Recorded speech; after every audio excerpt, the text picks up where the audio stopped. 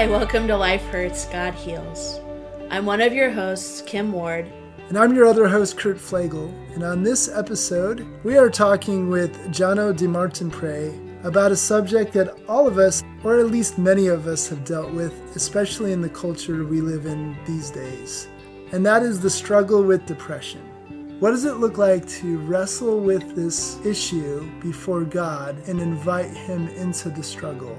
These are the kinds of things we're going to be talking about today as Jono gives us a glimpse into his journey wrestling with depression. So let's do this. Thank you, Jono, for being on the show. I think this is the third time? Third time. Charming number, right? You must be a charming guy because I think that's the record, isn't it? I think so. Outside of me, the first season before I became a co-host with you. I'll take it.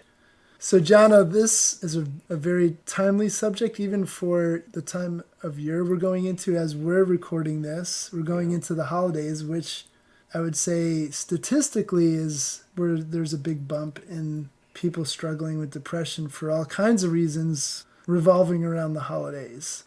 It's actually statistically, I believe it's January through March are the most depressing months, and scientists have checked that, and they think it's because of all the bills that hit after all the Christmas shopping, and that's when your credit card statements come in. That plus it's darker months, not as much sun, which vitamin D definitely helps your body process through different chemicals and keeping it all balanced. But into my story. First I like how you have to prove me wrong. That's awesome. Thank you. You did it to me on the last one, so this is payback, yeah. Or maybe it was our first one. Nice. I've been waiting for it. I'm enjoying it. But yeah, so going into my story, I grew up in a house that honestly was pretty easy to live in, and I don't have a ton of trauma from childhood. But once I was in college, it was about my senior year, and first I got a girlfriend, my first girlfriend ever, and then I was taking the equivalent of 23 units of college, and I was working over 20 hours a week. I was just destroying every mental capacity that I had. So coming into graduation, I started freaking out. I didn't understand why I just felt down all the time. I felt just kind of totally empty. And I couldn't figure it out. I couldn't go to sleep because I had too many thoughts going on in my mind. I remember days where I just couldn't sleep, so I would grab a notebook and a pen, and I would go out in my hall of our dorm and just write for as long as it took for me to get tired. And then I would go in and I would fall asleep. So I had a lot of anxiety, a lot of just over-processing, and the way that I dealt with it then was I just went out in the hall and I would make poetry, or I would just start journaling, and it helped. It helped a lot. But then I graduated and I got a job with a sales company that I wasn't super stoked on, but I needed the money, so I took it and started working for them. About 3 weeks after I started working for them, I got in a car accident with a semi-truck. 4 days later, I'm driving this old 2001 Taurus, and it shuts down on the freeway, just total engine failure basically. So I pull off to the side of the road. I call my mom that time, and I just break down. I'm just sobbing on the phone, waiting for the tow truck to get there. In that 2 weeks, I'm taking the train, I'm riding my bike to my sales routes, all this stuff. It was super difficult. But at the end of those 2 weeks, I get a call from our HR department, and they said, "Hey, we just wanted to let you know that we fired your manager and we're closing your entire branch. So this is your last week of work." So I had only been working for about a month at that point, maybe a little bit over. So our payout, our severance pay, was that last week of work and our sick pay and our PTO, which after a month of working is not very much. So I'm just there how is this going to work? I don't know what's going on. Up to this point, I had been talking to my sister-in-law about getting a job up in San Luis Obispo. But at the end, I was just I don't have a car, I don't have a job, and rent is coming up and I don't have money. I have a little, but not enough to like cover it going forward. It was a lot of me having a lot of time to think over all the awful things going on in life. Because I went from a 40-hour job to no job and just having an entire week to dwell on all my issues. And it was great, Just loved that time. That was like my first intro to what depression was. And I remember very clearly I was sitting on a couch and looking out the window, this bright, beautiful day with a little bit of wind, and I was just looking at a tree and watching the leaves, and I had this thought, I should find this extremely beautiful, and I don't. And it was that like realization, nothing is beautiful to me right now. And it just started to like kind of infest in other areas of my life, and it started to grow, and I was scared. I didn't know what to do about it.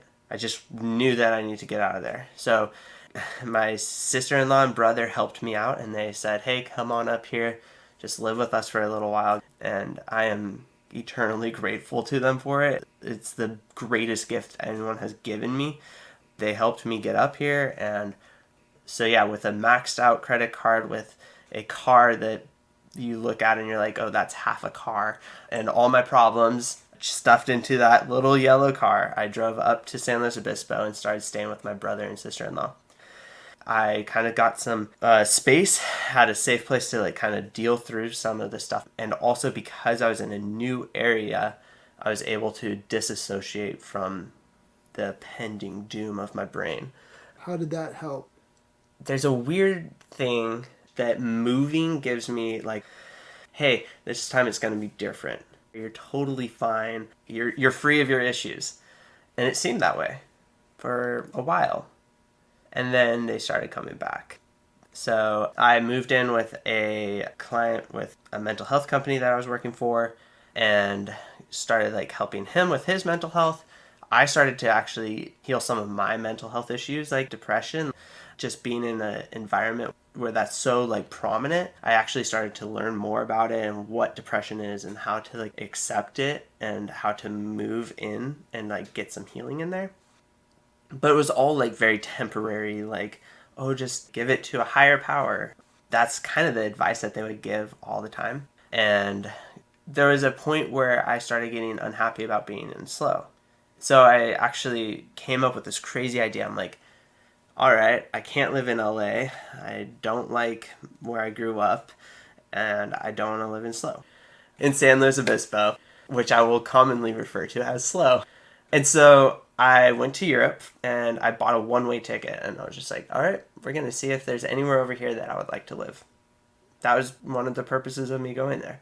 I went to Portugal. I went into a lot of detail on this trip in our previous episode, but went to Portugal, spent a couple months there, and then took about the next month and a half, 2 months to bike through Spain, France, England, and Ireland.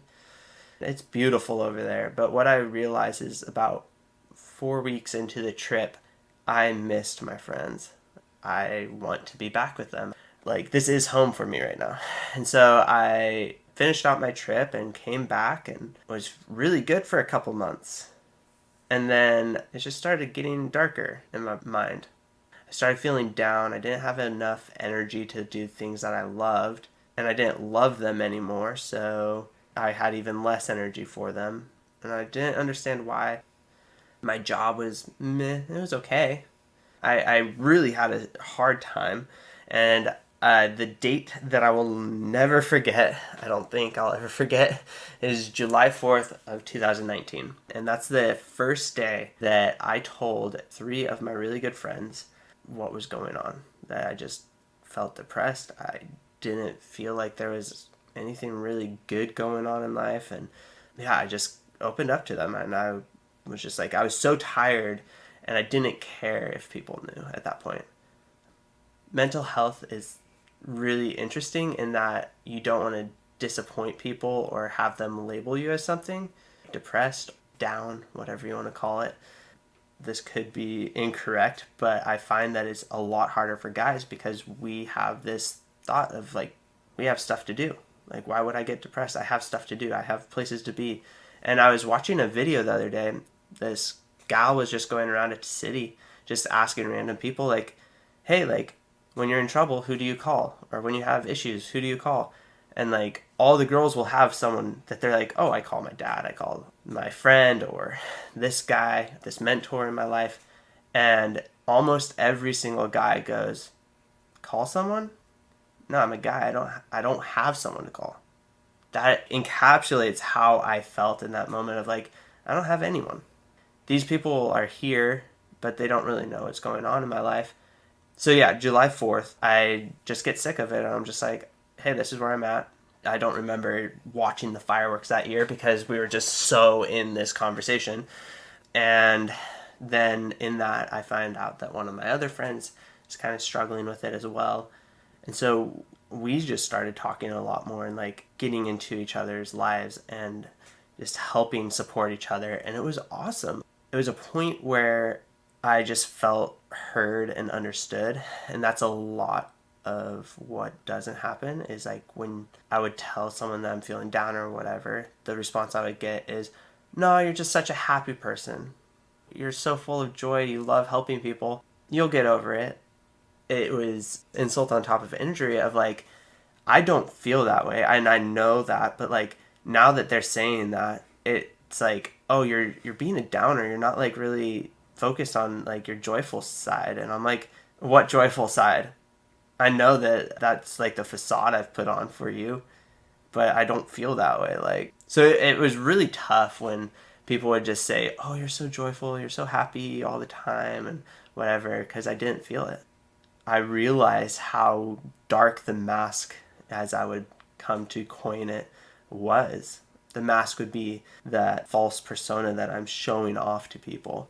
And it comes up a lot as I read through a lot of my old poetry and my journals from back then. It's me talking about this mask. And it's this persona that I feel like I have to uphold in order to show people that I'm happy, that I'm always joyful, because that's what they expect from me. And it's not who I am. But because of this status that other people want to see me as, I would live up into that, and I would put this mask on, and I would go to church or go to Bible studies or hang out with friends and have a great time. And I would genuinely have a good time. Normally, what would happen is I would get home and I couldn't distinguish what was me having a good time and what was this persona that I was showing people. And it was really sad because I was just like, I couldn't tell where I ended and the mask began. And so it started a journey of me talking with these people in my life and getting real about it for them to actually start to speak into that. Because now they could tell me that I'm joyful, that I am light-spirited, because they know where I'm at. And I felt like that was something that I was okay with.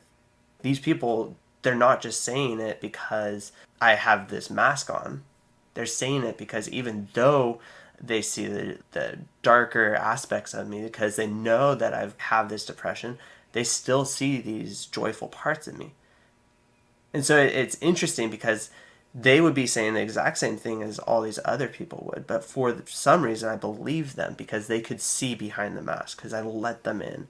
I have so many poems about it, but it started to crack the mask. And it's just like these little slivers of cutting away a little bit more of that mask. And then at one point, I couldn't tell where it was. I was living an honest life. When people would ask me how I'm doing, I would just be honest with them. Because I would rather be honest with someone and get a true response than to just say I'm okay and lie to them in a way. Like, I would say I was okay. It would be really hard for me to like talk to them about like real stuff. And that's how it kind of started. That's how the depression started? That's how the healing from that like initial depression started. The depression, I don't know where it started. It was a lot of stuff that I had pushed down over years. And I think it always comes back up when I'm about to face something super hard, because I don't want to deal with it. So I just push it down. And I push it down. and then it starts to boil up in different areas. And depression is one of those types of things that is never really just one thing. It's the combination of a lot of different stuff going on at once, I think.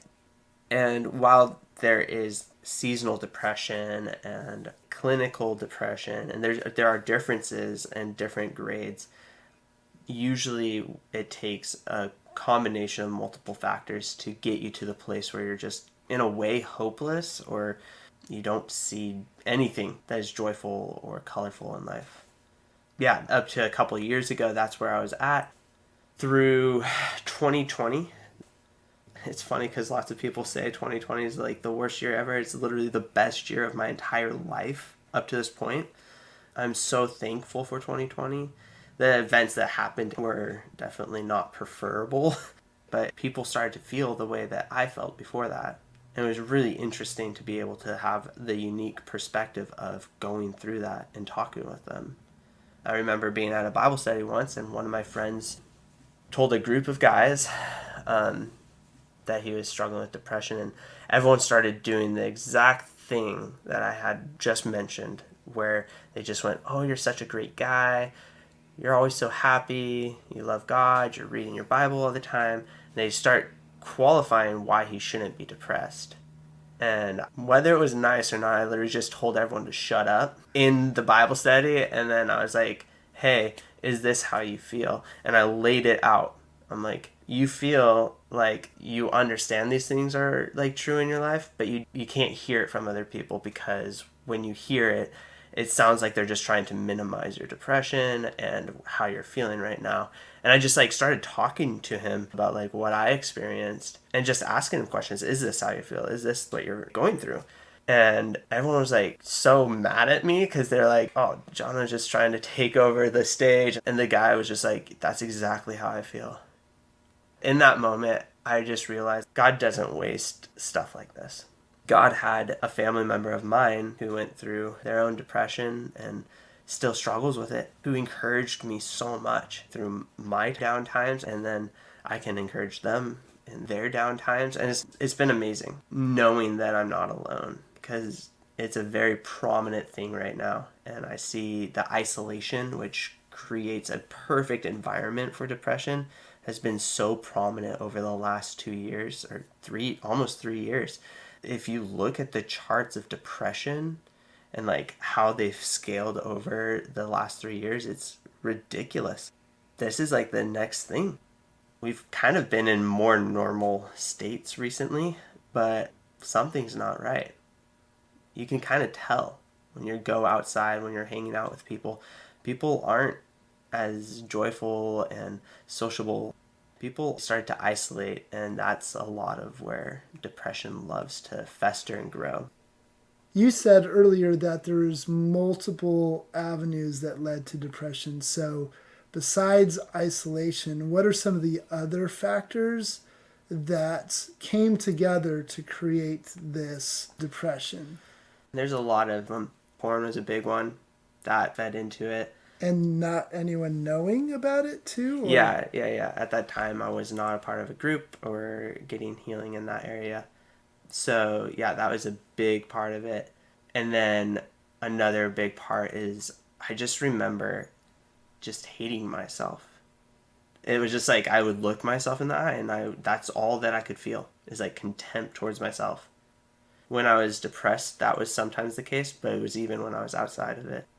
All of that started to shift in 2020 when I started like getting healing in like a group for porn. I started getting more vocal about my like where I was at emotionally with my friends. Started living a non-isolated life and started opening up to people more. Before 2020, I saw being like emotionally vulnerable as a weakness. And the amount of strength that I've gained through working through that with people has proven that wrong. Like it's insane, like how much freer I feel now than just back then. It's crazy. I don't feel like I'm living a lie. I feel like my goals are set. I know which direction I want to head in. And even though things get in the way and things are annoying and they aggravate me through that, and sometimes I have good days, sometimes I have bad days, being connected has helped me pursue it and not live a lie. Back then, there was a lot of me putting that mask on to hide so many aspects of myself that I did not know who knew me. I actually have multiple poems like, if you only knew me, you would never want me. Because that was my view on every single person in my life, that was my view of God. Okay, God's omniscient. He knows everything. But does he? If God actually knew how bad and how awful and how sinful, I just would put all these labels on myself. And then if he knew all this about me, he would never send his son to die for me. Like, it's too much for him. There was like a big disconnect with me and what God's grace was and how much God's grace covers. Let's just say God's done a lot of healing in that area. But then again, I still struggle with depression. I was just really like struggling with it a couple months ago up till a couple weeks ago. And I was talking with one of my guys and I'm like, dude, I don't know what's going on. Like, this is how I feel and I don't know what's happening.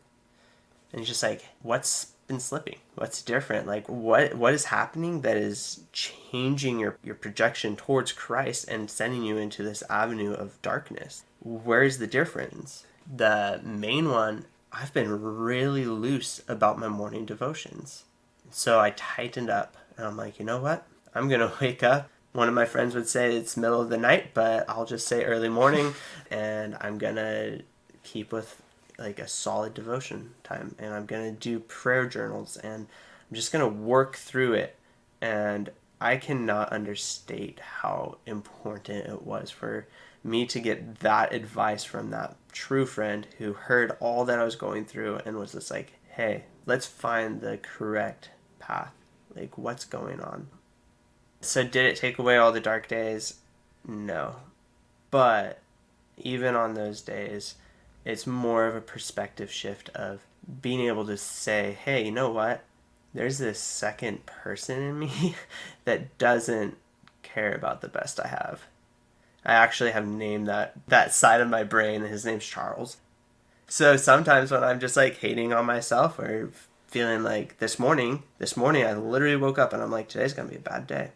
And I was just like, I didn't even call out Charles on that, but Charles, today was not a bad day, because I went home and I was very intentional about, you know what, I feel that today's going to be a bad day and I'm going to spend some extra time with God. Like, I'm going to spend some extra time in journaling. And it's funny because like now I just bring that to God. I'm going, God, like, I have no reason to think that today's going to be a bad day. I have no reason to live like today's going to be a bad day. Can you show me where you're at today? And I was having coffee and it was so good. And I was sitting at my desk and there's a hummingbird feeder right outside and a hummingbird right there. And I just started taking joy in the little small things. And it started to change my perspective. And then I went out and I continued my day, and it's been an amazing day. Not that that's always gonna be that easy, but it definitely was today to just go, you know what? I'm in the practice of bringing this to God, to bring good old Charles and go, hey, Charles is pretty loud today. Can you put him in a little prison? Thank you. And just realizing like God has the best in mind for us, and all things we do, we will prosper for those who love God and are called according to his purpose. Like, God will make a way for us. What maybe are a few practical tools for people who maybe are recognizing that they're depressed? Yeah, I know trust is a hard thing, but there's gotta be a few maybe baby steps they can take. Yeah, no, it's not easy. What I would say is the scariest thing you can do is also the number one thing you can do for yourself, and that is find someone you trust and tell them. Honestly, like, you just need to tell someone. Even if that's just like your normal barista who will think you're crazy, like, hey, like, I'm just not having a good day. just be honest with where you're at. You don't have to have a good day every day. And cultivating honesty has been one of the best ways to like fight this. There's no need for you to put on a show for the people you're around. And one thing that I would just say about that is honesty is infectious and people want to be honest. I just find that in everyone that I've met, or at least almost everyone that I've met, where if I'm honest about where I'm at, it opens so many doors. There's so many guys that because I've been able to talk about my sexual troubles, that I've been able to talk with really awesome guys who have never, ever told anyone anything and have found so much freedom since. So the big thing is, if you're just honest with where you're at, you don't know how many people are begging for someone to be honest with. Wow. If you have trust issues and you have the option, counselors could possibly be a good option for those of us who maybe have some other things going on that are making it even harder. Yeah. There's lots of people who are not expensive. Like, of course, like therapists will help you with this too. Mm-hmm. But I see counselors and therapists in the same light. This is a very good first step to become honest with the people in your life, because that's who care about you. Those are the people who love you and want to hear about your story and your life. You might lose some of them when you start talking about this stuff. I've lost some friends because I started getting real with them and they couldn't take someone actually being honest and working through their stuff while they're sitting back here not wanting to deal with their own. And that's normally what I find is like the people who will reject you if you get honest with them are people who are in denial about the areas of struggle in their own life. And it scares them to see you starting to get real about yours. It's like a mirror. You become a living mirror reflecting to them their own dishonesty. Oh, yeah, absolutely. Yeah, and it's really hard to be honest with them. But it's hard to be honest with anyone because honesty puts yourself and your ego and your image at risk. And we never have needed that more than today. You go on Instagram, you'll see hundreds of thousands of people lying to their friends every single minute they submit a picture. Either they took 17 pictures to get the perfect one, or they threw on 14 filters, or put in some caption that this is the best day of my life. A lot of Christians, what I find is they want to be honest, but no one has fostered an environment for them to be honest in. Yeah, so you go to church, you just see the perfect pastor with the perfect family. They've never sinned in the last 14 years that he's been a pastor there. There's never been a downfall. The people greeting you are always just so joyful and excited that you're there. And you are welcomed into this very comfortable environment to be perfect. And one thing that I've noticed is that is kind of an area that can foster a lot of dishonesty. Oh yeah, I'm fine because this is happening in my life. It's really hard, but God will get me through it. And it's not that they're actually trusting God to get them through it, but they have picked up on this churchy lingo that, oh, God will get me through it. Okay, if I say that, then people are like very encouraging, very supportive. They're willing to pray and work with you and go like, hey, how can we help? But if you go up to someone and go like, hey, I'm dealing with depression. I don't know how to deal with this. Like, I just don't feel right. And people like to push you off on the counselor or on some pastor. Even friends. I've found that a lot of my friends that I've talked with have opened up their hearts and gone like, I totally understand. I've also been there. Or people that have not experienced it, but I still find it valuable to talk with them, because what if the next person that they meet with is in that hopeless space? And I've had that happen where someone that I knew has talked with someone that they know about some of the struggles that I've gone through. Then they've like connected us and I've been able to help them. My story doesn't have to be projected by me. In the same way that Jesus' story doesn't have to just be projected by Jesus, he's working through my life and I get to teach people about his story. And then through my rocky at best story, I can point people to Christ, towards honesty, towards cultivating a new church environment where not only are you comfortable coming because you know that your sins are like redeemed and you are loved and you are cherished, but also that you can be honest and not rejected. And that's super difficult. I would just say like the evangelical church is really bad about this right now. That's like a very big blanket statement, but Yeah. Well, the hope I hear in this is if one person can take Paul seriously in Colossians 3 when he says, do not lie to each other, right?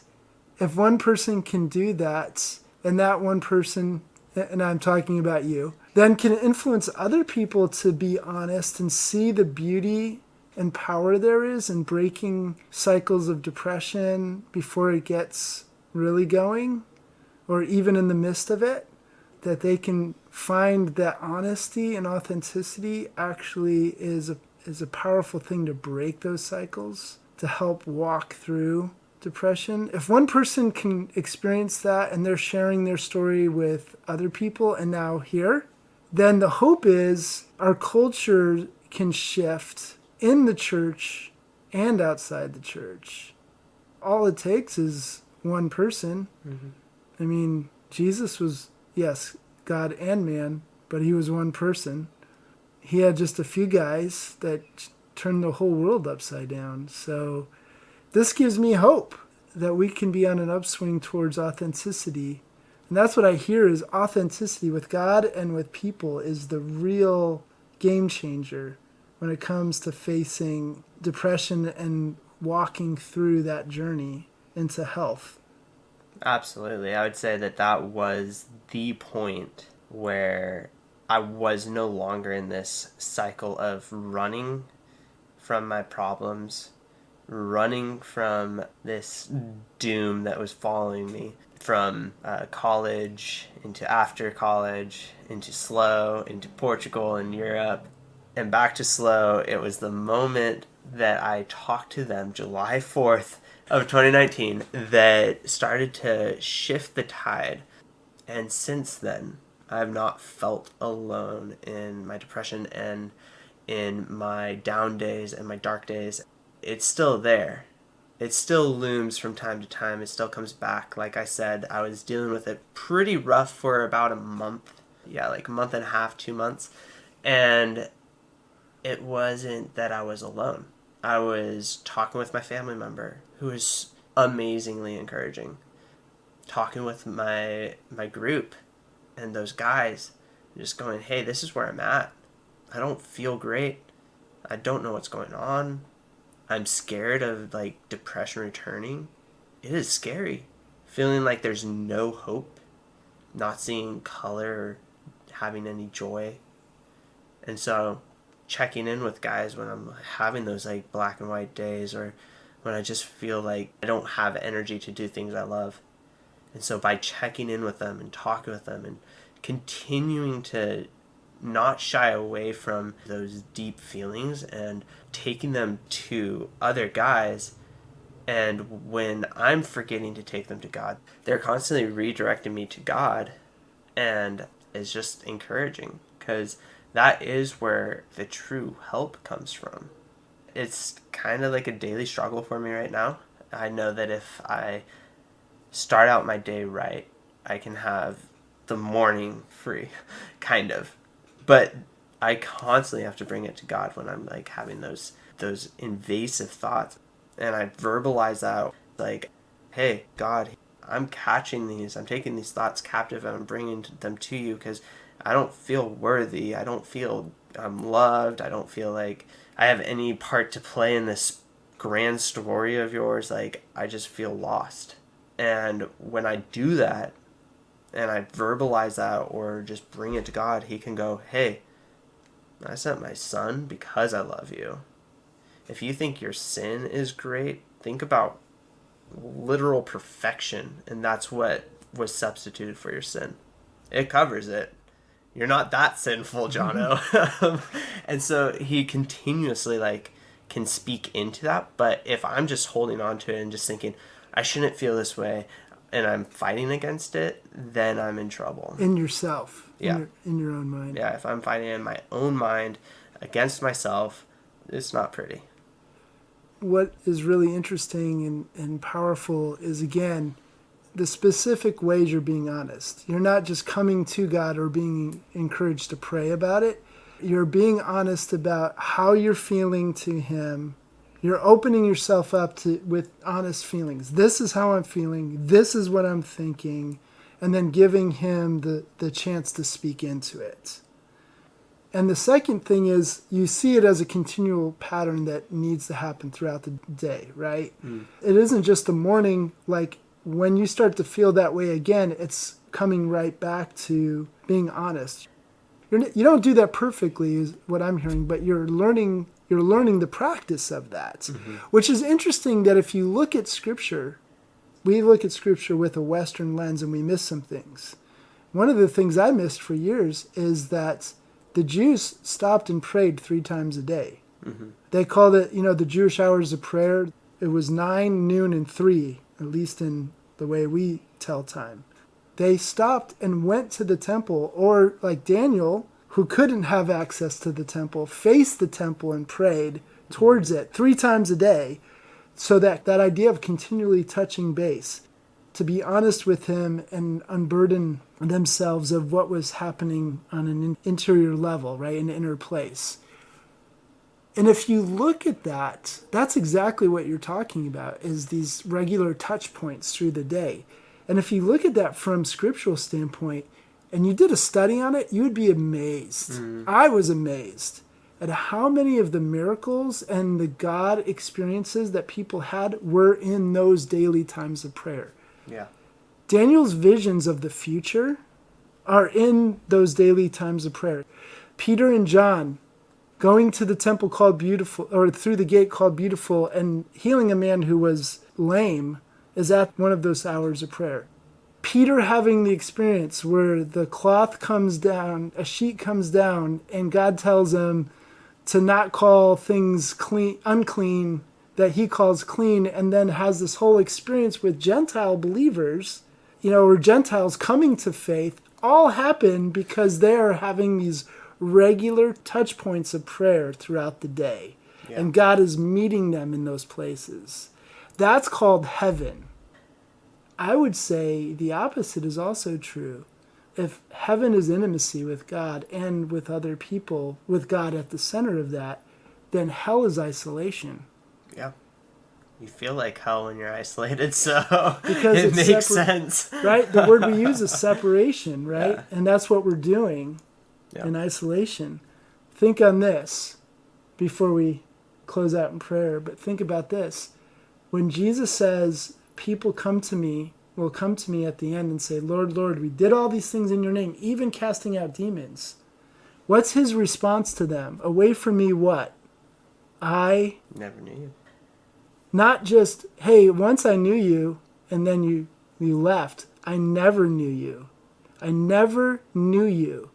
Think of the person who isolates, who refuses to let God in to know them. Mm-hmm. Jesus is saying, hey, you never let me in to know you. Yeah. The scary thing is there's people in our churches who pray out of what they think they should pray, and I was one of them, but never prayed out of what was really going on. Yeah, sometimes it makes me want to be an introvert, because then I would have like more time to do that. And I'm like, oh wait, you know what? Let me rephrase this and let me still seek God out, because he is someone that I can have an intimate relationship with and still be extremely extroverted. But I also like have the other people that I like let into my struggles and let into my life and whatnot. So absolutely.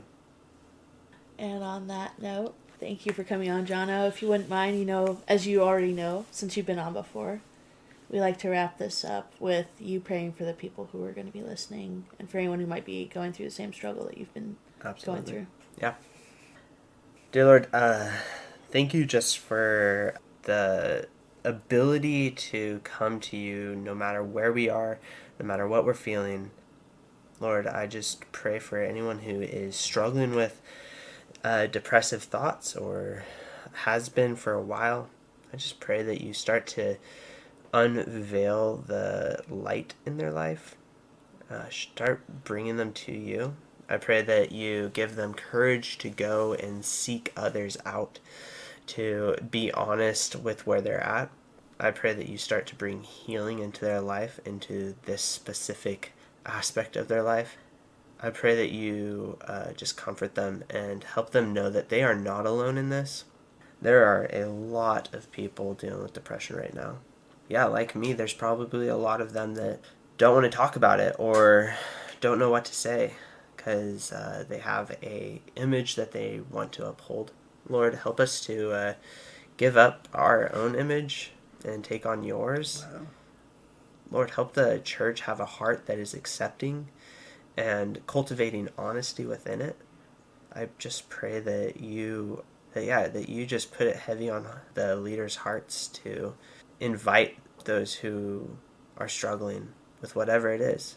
That is a place that people can come and receive your healing and come into your presence.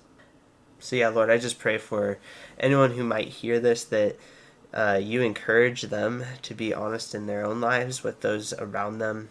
Help them to understand that they are loved by you and others, and that they can be honest and have a relationship with people that maybe they don't even dream that they can. So, Lord, I just pray that you bless them and protect them. In your name, amen.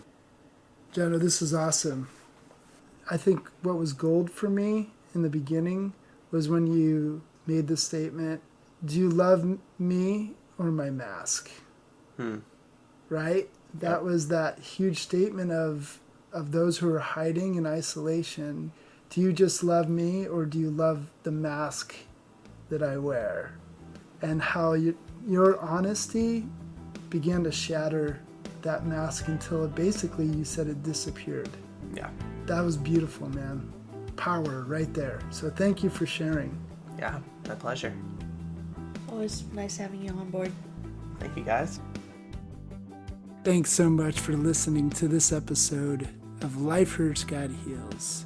And if you're curious to know more about us and what we offer, we are part of a larger organization called Elevate Slow, which is a disciple-making movement intent on seeing the good news of who Jesus is and what he's done for us, planted in every culture around the world. If you'd like more information, you can go to our website, elevateslow.com. That's elevateslo.com. And as always, please remember that you are God's beloved, so be loved.